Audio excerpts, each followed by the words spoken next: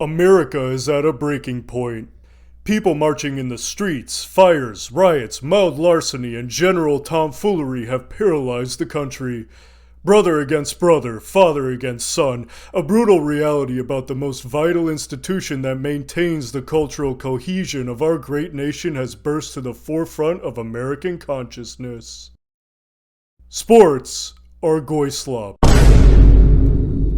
Or are they? The forces that led to the rise of this sentiment are complicated. It takes a complicated mind, well versed in the esoteric retardation of the internet, to explain it to normie midweight goyim such as yourselves.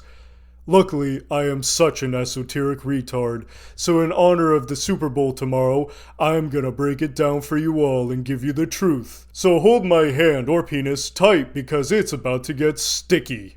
The goy slopification of sports was kicked into gear by the 2018 Supreme Court ruling Murphy v. National Collegiate Athletic Association, in which some dusty old farts who enjoyed partying on a certain island out of nowhere decided that the federal government couldn't regulate sports betting. Like, sure, it's okay to wiretap our phones without a warrant and invade random countries without congressional approval, but preventing people from betting on A.J. Brown to do literally anything on their parlay is where we draw the damn line. This was a huge reversal. Before, the possibility of people betting on games was fringe. Previous commissioners of collegiate and professional sports wrote off sports betting as something that would tarnish the quality of the play, and people agreed. It made sense. If there was a profit incentive for one team to win over another, there would be incentive to rig games in favor of certain teams.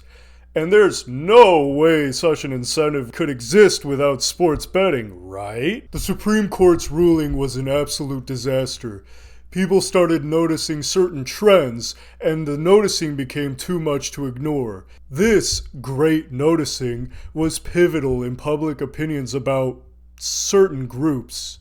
People began to notice strange rulings at the end of games that resulted in outcomes favorable to betting companies in Las Vegas. Multiple blown calls, missed calls, and questionable decisions, especially at the end of games, made people suspicious of modern sports.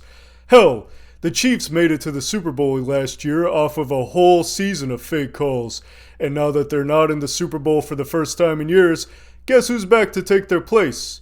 The fucking Patriots! You gotta be fucking kidding me! Most people agree that the Murphy v. NCAA ruling was a mistake, which coincidentally is what the people who call sports goy slop would say about Brown versus Board. The group in question is the right-wing internet edgelords. This is your Nick Fuentes archetype. Always online, obsessed with niche political topics, and a tad paranoid. They use the term goy slop to describe the act of watching sports under the logic that it's just bread and circuses to distract you weak-minded goyim from what the elites are doing. Of course, what's lost on these types is that sitting on Twitter all day learning about niche political topics while playing Hearts of Iron 4 every night until 4 a.m.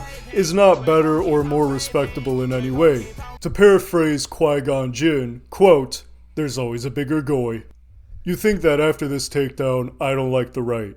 In reality, they don't grind my gears nearly as much as the second group that deride televised sports as slop. I'm speaking, of course, about Redditors. I hate Redditors. These smug fucks sit in their sealed echo chambers, sucking each other off about how the Star Wars sequels are only hated on by bigots, but the moment you show them a clip of an athlete putting on an amazing display of athleticism, they'll brush it off as some unimpressive accomplishment. The irony of them saying this shit when they obsess over men dressed in underwear jumping around in front of a green screen is just too much. They deride sports ball as the opiate of the masses, while they stuff their faces with artificial junk food drenched in soybean oil and jerk off to furry porn, surrounded by the thousands of Funko Pops they've collected with all the money they saved by never going out in public to spend money in the first place. They use cringy sarcasm to minimize the importance of sports while signifying that they are just too good to engage in such boorish activities. No. I am refined, enlightened Marvel enjoyer. I'm too good to watch the sports ball team do the thing and score the points. If you were enlightened like me, you would know that supporting sports is stupid because it's just a multi-billion-dollar industry that wants to distract you from climate change.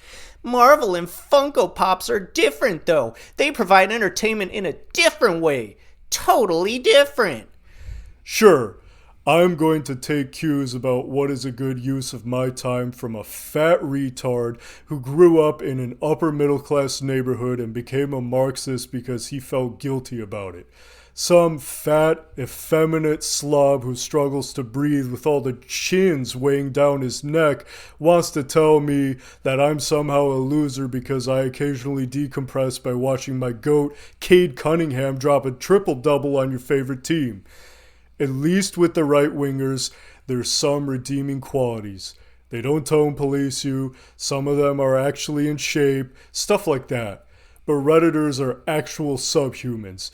They are devolved life forms that could only exist in a safe, coddled, decadent society. Could you imagine shoving one of these guys into a time machine and dropping them off in Soviet Russia to experience some of that wonderful socialism they're always talking about? Greetings, Russian. We are Americans from the future. My friend here wanted to experience the great Soviet Union during its golden age. There is shortage of bread, meat, cheese, clothing, water, even air. My second child, born with 2 noses and both sets genitalia from mutation. Every day I wake up and I still alive, I cry. Wonderful, wonderful. Hey, I'm gonna drop this guy off and get going. The Pistons game is on in 63 years. Can I bring my Funko Pops? Yeah, sure thing, buddy. I have never seen someone so fat. Are all Americans this fat? Yay. Hello, comrade. I'm excited to bring about the workers' revolution. What is this? They're my Funko Pops. American capitalist propaganda. These are forbidden. We're sending you to Gulag, блядь. Wait, I changed my mind. Please don't leave me. You should have let me enjoy my sports in peace, you little pig. Enjoy communism. You would think with how hard I just went on the sports heaters that I would totally reject their claims. That is not the case. There is some truth in what they say. There are people whose entire personalities revolve around sports. Even though Twitter edgelords and Reddit homos pointing this out is like a pot calling the kettle black, it's still true. The phrase "bred in circuses" was coined by the Roman poet Juvenal in 100 AD to criticize the decline of civic engagement among Roman citizens, who had once held power but abandoned it for simple food and distractions. The Colosseum was completed in 80 AD for that exact purpose. The crazy part is, it wasn't even the first time they built a massive structure to hold such events. It was just bigger and more permanent.